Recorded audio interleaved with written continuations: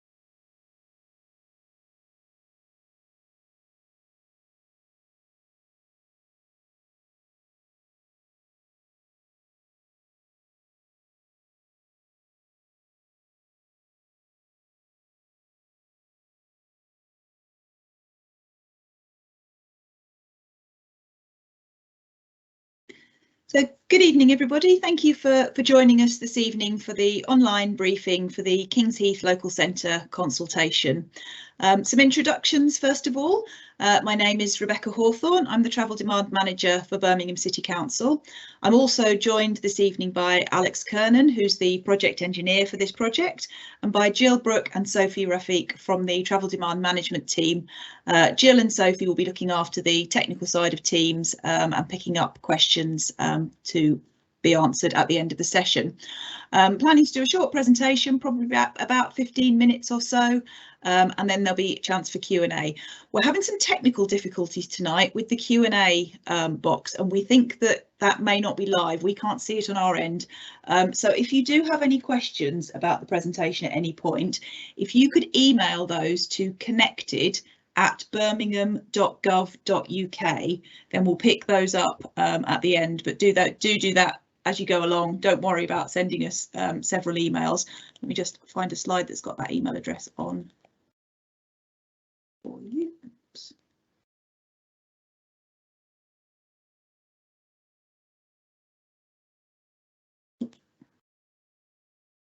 So say that email address there, connected@birmingham.gov.uk.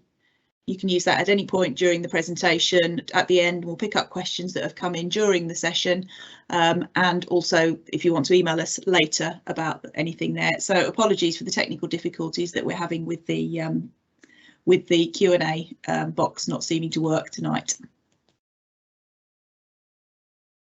Just flip back to the beginning of my presentation. Just takes a moment.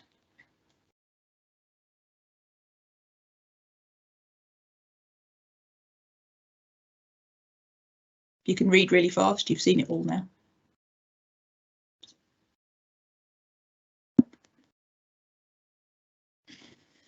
Right, so to start to talk about the scheme and the things that we're here to discuss tonight, just to give a little bit of wider sort of policy context from a Birmingham City Council point of view.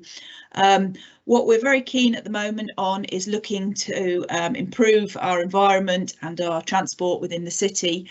We have a ambition to be a carbon neutral city by 2030, which is a very ambitious target that's been set and supported by all political parties. And we also have a commitment to improve air quality throughout the city. To put it in context of the Birmingham Transport Plan then, which is our main plan for transport for the next 10 or so years in the city. And within that Birmingham Transport Plan, two of our key priorities and key themes are relevant tonight. One of which is prioritising active travel in local neighbourhoods, so making walking, cycling and active travel the first choice for people making short journeys in their local neighbourhoods. And also managing demand through parking measures, where we look at parking as well as being something that's provided at a destination, is also something that can be used to manage the demand for travel, whereby if the parking is not as easily available at a destination, but for example, cycle parking or walking facilities are easier, then actually we can start to encourage people to travel more sustainably by means of managing that parking that is available. So those are kind of the two key priorities in the transport plan that this project is particularly aligned to. We also then have a number of other policies and strategies, and one worth mentioning is the Birmingham Walking and Cycling Strategy. And within that, similar to the prioritising active travel theme in the Birmingham Transport Plan, we have a key aim to make walking and cycling everyday choices for local journeys and for leisure activities, and to develop a great city for walking and cycling, providing safe infrastructure, managing traffic and maintaining streets. So if you've seen any of the scheme before tonight, we're talking about removing on-street parking and creating largely space for walking for pedestrians. So coming to Kings Heath and to Kings Heath High Street, which is the area we're talking about, back in 2015, there was a project mostly led by Sustrans called DIY Streets, where what they did was they engaged with the local community in Kings Heath to talk about how they would like to use their streets, and focus particularly on the improvement of the high street to make it safer for the community and less dominated by cars. And one of the key things that came out in that was widening the footway. And in fact, for a day, what they did, you can see in the pictures there, was suspended on-street parking and created little parklets where people could stop and enjoy the space, tables and chairs out there. And that was very popular back in 2015. Fast forward a little bit to 2020, with COVID restrictions.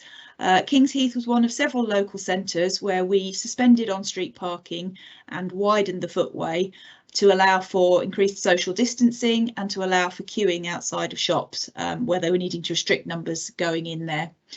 The removal of the on-street parking also supported the traffic flow on the high street. It's quite a busy high street. People were, starting to drive a little more as COVID restrictions were lifted, and we wanted to keep that flow of traffic rather than traffic being delayed as people stopped to look for a parking space or to pull into a parking space. We're not talking about the whole of Kings Heath High Street today. We're talking about the two sections of on-street parking which have been suspended since 2020. So to just set your mind in context of where we mean there, on the east side of the high street, that's the right hand side of your screen, there's a section between D&S Bargains just to the south of Asda down to the cash converters on the Heathfield Road junction. That's about a 58-metre stretch, so that allows, roughly speaking, 12 car spaces would have been available there. And pre-COVID, what that was a short stay parking, so 30-minute no return within an hour during the day, Monday to Saturday. On the west side of the high street, so the left side of your screen, looking at it there, a shorter section of about 35 metres, roughly from Nat West, subway really, down to the Bupa Dental Centre. That would have had space for around 7 cars pre-COVID, and again that was short stay parking, 30 minutes only, and no return within an hour. So what next? So feedback that we've had largely from the Places for People consultations that we've undertaken, but also from local councillors from the BID, the Business Improvement District, is that clearly the temporary arrangement has been in place for too long and that we need to do something there which sets something permanent in place. We also heard, particularly from the community, a feeling that there's not enough blue badge parking available in Kings Heath for the local centre. And also, as part of that Places for People consultation, people felt that the schemes that we were doing on the residential streets around Kings Heath shouldn't be done in isolation. We needed other sustainable transport interventions to improve things on the high street, to improve public transport.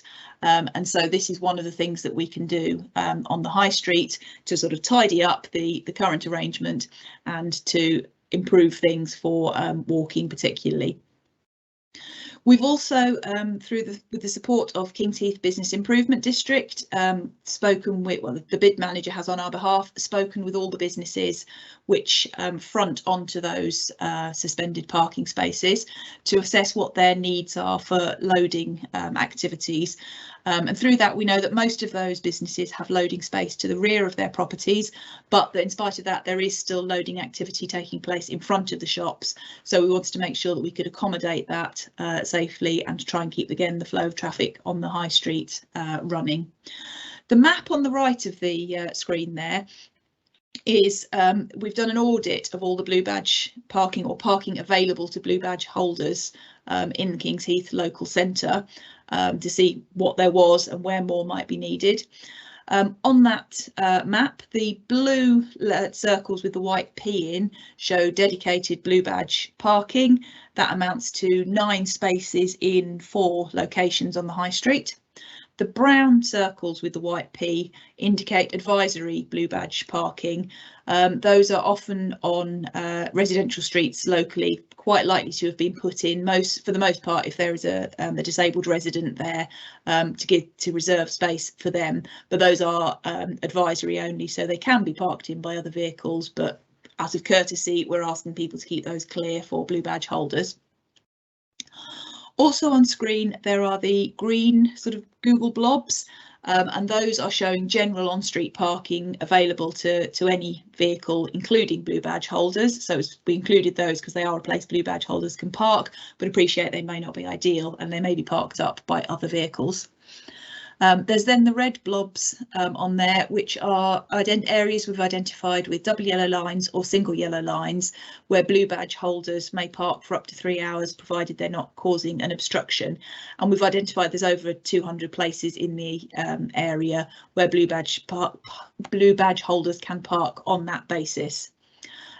Still looking at that, we did feel that there could be some more provision for dedicated blue badge parking. There is also some dedicated blue badge parking in some of the off-street car parks. In terms of off-street parking in Kings Heath, because we do appreciate there will be trips to Kings Heath by car where car is the most appropriate mode, and we've looked at the off-street parking, and there's over 400 off-street parking spaces available on different bases. So the larger supermarkets there have free parking for their customers for up to 90 minutes in all cases. And there's also a number of off-street pay and display car parks in the local centre. And I've only gone as far south as Sainsbury's in that table. I've not included, there's also an off-street parking just to the south of that. That's sort of just outside the scope of the high street, arguably. So there's a good deal of off-street parking available. So in the context of a space that we're talking about on street that used to have space for around about 19 vehicles, there's adequate provision of off-street parking for that not to be a big impact that's felt in terms of the provision.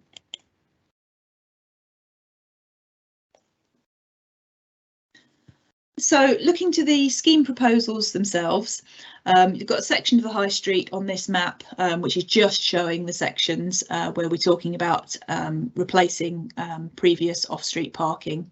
So the section to the top of that plan on the east side of the high street, that's the bit running down from sort of WH Smith DNS Bargain down to Cash Converters and Heathfield Road. What we're proposing there is a larger loading bay at the north end, sort of outside DNS Bargains, which would allow for larger vehicles. So it's 12 metres in length. So you'd get the larger sort of articulated vehicles on there for loading purposes. And that loading bay then serves any of the other businesses along there that need to do that loading. And then slightly further down that section, closer to Heathfield Road, is disabled blue badge parking, 12 metres there, so that's space for about 2 vehicles in there. Then on the west side, which is down towards the bottom of the slide, we've got a single blue badge parking bay outside the Bupa Dental Centre there, and a loading bay down outside NatWest. That's a shorter loading bay, it's only 6 metres, so sort of a car or small van. The reason we've put that there is we're aware that NatWest itself as a bank will have customers wanting to come and deposit potentially large amounts of cash, want to park there for a short time, but park as close as they can to the bank itself. So that's the reason we've put that one in. But we didn't feel the need to put a larger one in there because that's usually cars and small vans that might be making those sorts of deposits. In between those sections of loading and blue badge parking, the sections that you can see in blue there are where we would widen the footway, and we've indicated there in pink that we would put planters up towards the edge of the footway, dual purpose there, partly aesthetics and greening the area, improving the natural environment, and partly to prevent vehicles from mounting the curb and parking illegally in the widened footway. Obviously, we would also carry out parking enforcement there, but if we can deter that with some physical measures, then that's a good start as well, because we haven't got on-street wardens every minute of the day. So it's good to try and deter that behaviour as much as possible. We'd also, where that footway is widened, we'd put in double yellow lines with restrictions so that no loading would be allowed. So all the loading would have to take place in the loading bays. Again, just keeping that general traffic lane clear for periods when it's busy, keeping traffic flowing. So in terms of how to have your say, we've got the online consultation, which I think many of you will have seen that webpage in order to make your booking to join tonight's session. We'd encourage you to respond to that online questionnaire. We've got the email address there with to which you can send questions, and you can also send questions for this session. What I said at the beginning, if anybody's joined us since, is we apologise, we're having technical difficulties with the Q&A for this session. We plan to have a written Q&A that you could type your questions in and we could then respond to them. We've had a technical issue with that. We think that's not working. So if you do have any questions for tonight, we've got people looking at the moment at that connected@birmingham.gov.uk email address. So you're very welcome to send questions through to there, which we will try to address. If you want to talk to us face to face, same selection of people, we'll be at Kings Heath Community Centre tomorrow between 4 p.m. and 7 p.m. So anybody is welcome to drop in. That's just a drop-in session, no appointment needed, quite an informal chance to come and have a chat with us and look at the plans. And just say that the consultation ends on the 10th of June. So get your consultation responses in before then. Okay. Sophie, have we had any questions come into the inbox while I've been talking? Or Jill, you both had eyes on it? Not at the moment, no. Okay. I'll give some time then, because I appreciate it's, as I say, not ideal not having the Q&A, so it's a bit complicated if people want to email us in, so we can do that.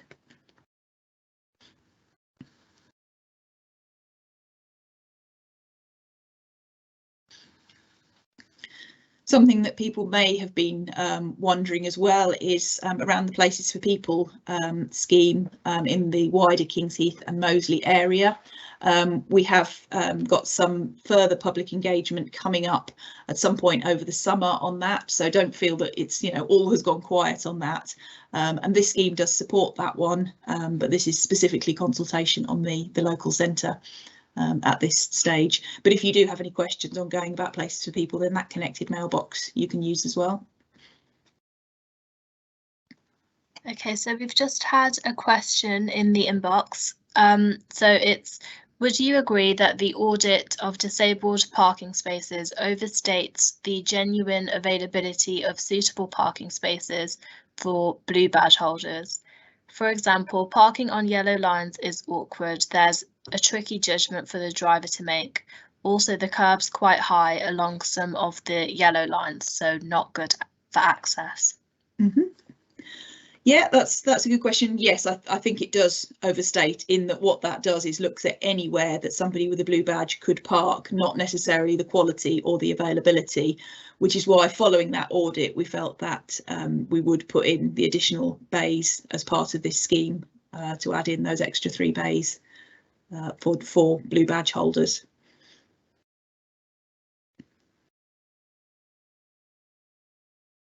Yep, there's just another one. So although the map shows the advisory spaces, in reality these aren't in suitable locations for access to Kings Heath High Street.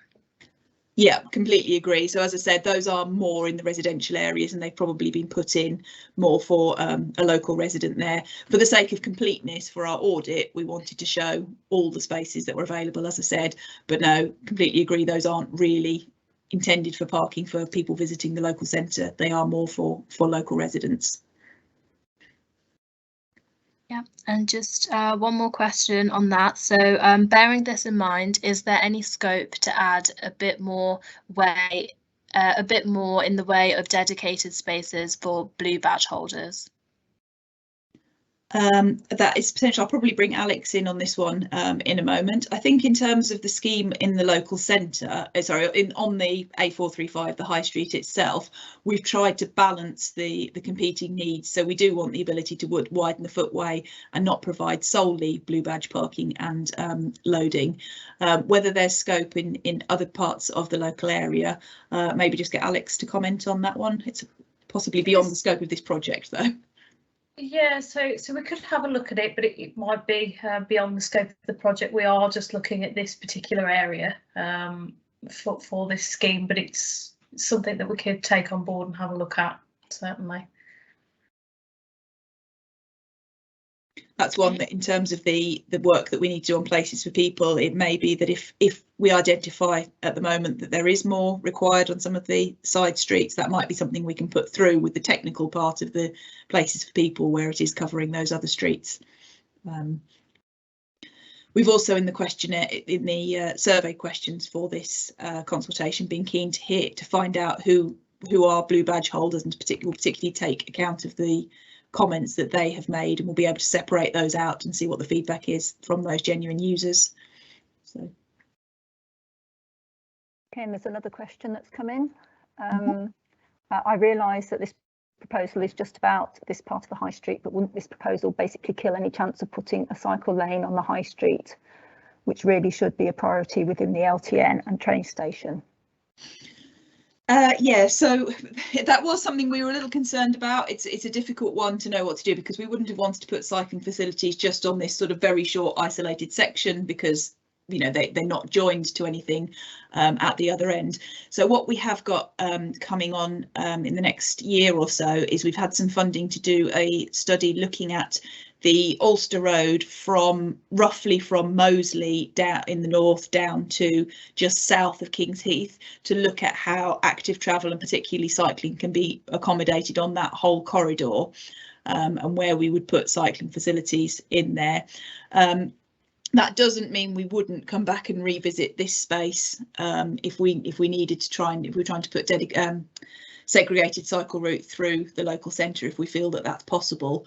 But at this stage, we felt that we needed to do something with that space where the parking has been suspended during COVID, and we would prefer not to reinstate the parking there for the benefits of keeping traffic flowing on the high street, for the advantage of giving some more space to people who are visiting the local centre, and I've forgotten what my third point was. And also sort of providing that blue badge parking. Sorry, yes, in terms of encouraging people to travel to the local centre where they can by walking and cycling. So yeah, there is always that challenge in limited road space of what modes we give it to, and we do want to have a look at that Ulster Road corridor as a whole over the next year or so as to what we can do with cycling there.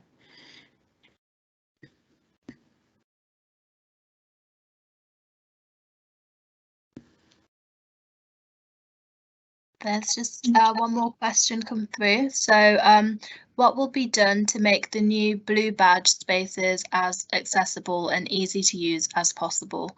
For example, for ease of getting a wheelchair out and onto the pavement. Alex, is that one you're able to comment on? So that'd be something that we'd have to have a look at in the detailed design. We'd have to look at the curb levels, etc. But we will be obviously designing them so that they're suitable blue badge holder bays. I think as well, if there are any blue badge holders who wanted to identify themselves in the consultation and would like to have a bit more detailed feedback at the point of detailed design, then we'd welcome that input. I know we have had some correspondence on the subject where I was greatly educated about the difference between rear loading and side loading wheelchairs from vehicles and the different sort of space and facilities required. So yeah, if there's any members of the local community who are going to be using those facilities, we'd welcome that detailed feedback.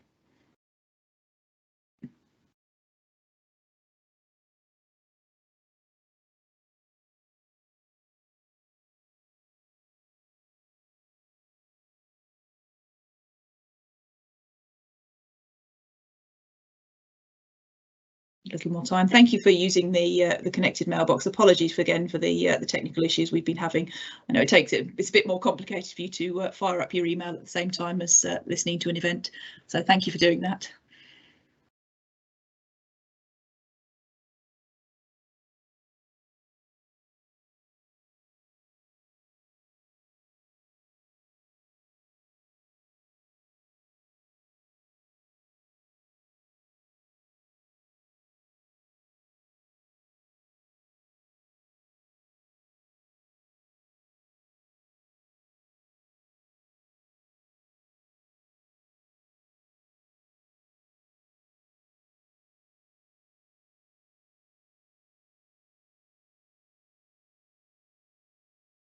Just give ourselves a few more minutes to see if any more comments and questions come in. But I've been pleased with the levels of response we've had already from the consultation. So thank you to people who have already responded, and thank you. I've seen several people have shared it on social media as well. So thank you for doing that. We always get a good response from the Kings Heath community.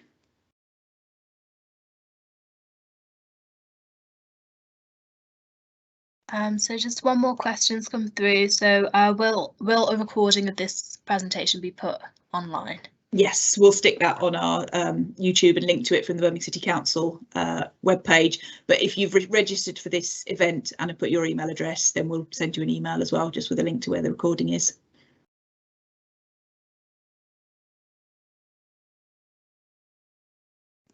Got another question. So why couldn't the loading and blue badge bays be on side roads? Alex, do you want to pick that one up?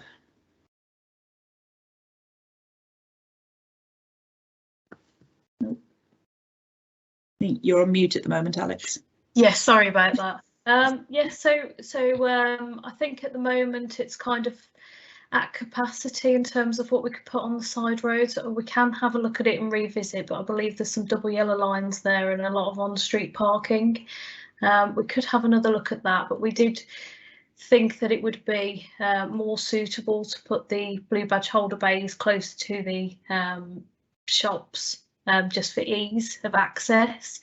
Likewise with loading and unloading, it's quite difficult with the narrower parts of the high street to try and unload and load larger goods on the high street, especially for those who don't have rear access to their premises. So that's what we looked at. Again, we can have another look at that once the consultation comments come through. That's sort of how we ended up with this plan. I think also some of the comments that we had back in response to the Places for People consultation were talking with the blue badge parking, that actually on the high street was preferable to side roads. It's about being able to park close to the destination, so having them kind of in a range of locations, but close to where people are going. So we felt that the main Ulster Road high street was potentially closer to where people were visiting. But as Alex said, it's also about fitting things in where we can and can't make the space available. A follow-up question to the one about the potential cycle lane down the high street. It's just saying, I do understand the desire to make the area look nicer in the short term, but I'm concerned that it would be a waste of money to fill the bays in now with paving, only to dig it up if a cycle lane gets approved. Would you not just put planters in for now to block the bays? I think that's a fair point. I think that's good feedback for the consultation, and one that we can take forward into the deep into the planning as to whether we should do the full footway widening. I also know that a colleague of mine who's looking after that corridor study for the A435 is listening in tonight, so she will have heard those comments as well.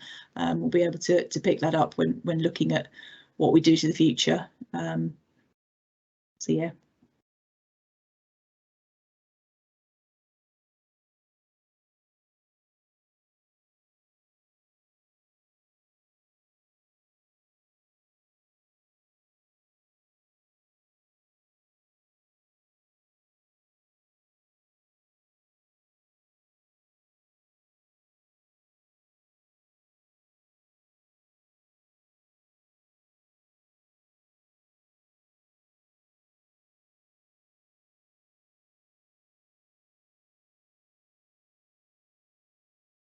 And so if you do think of questions subsequent to this evening, then please do continue to email them to connected@birmingham.gov.uk.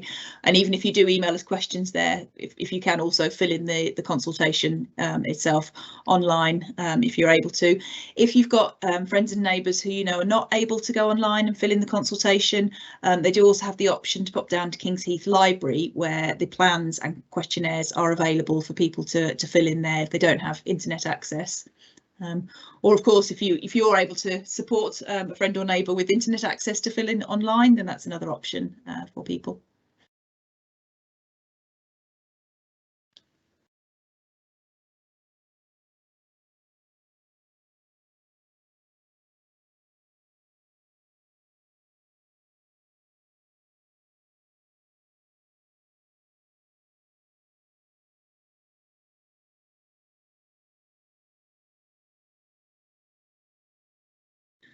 Going to give it just 2 more minutes and just see if further emails come in. But as I say, if you are currently typing an email and it does get to us too late for tonight, we will pick that up and respond to that tomorrow for you.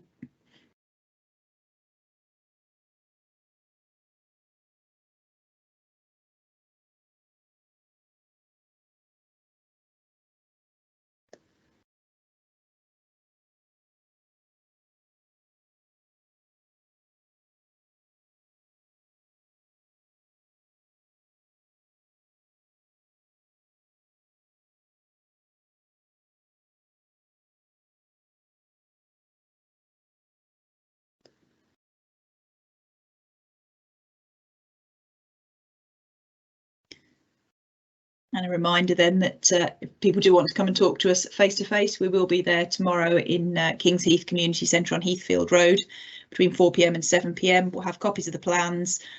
We will have paper questionnaires if people aren't able to get online, although if people are able to do it online, it's easier for us to do that rather than having to transcribe responses. And there'll be project officers there to chat to about the proposals, to give your views. So anyone's welcome to drop in any time between 4 p.m. and 7 p.m. tomorrow. And a reminder that the consultation ends on the 10th of June, so make sure you put your response in before then. Have we had anything else into the inbox, Jill and Sophie, or are we there on those? Yeah, there's nothing else that's come in. Okay. Well, just mainly to say then thank you to everyone for giving up your time this evening, for coming along to hear about the proposals, and to remind you to respond to the consultation, and apologies once again for the technical issues we had with the Q&A, and thank you for bearing with us and using the connected mailbox to send in your questions.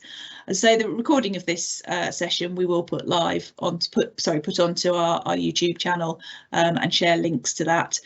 So if you've missed anything, or you've missed the beginning, got anybody who wasn't able to attend and would like to know about what was said, then they'll be able to pick that up on the recording. So thank you everybody, and enjoy the rest of your evening. Goodbye.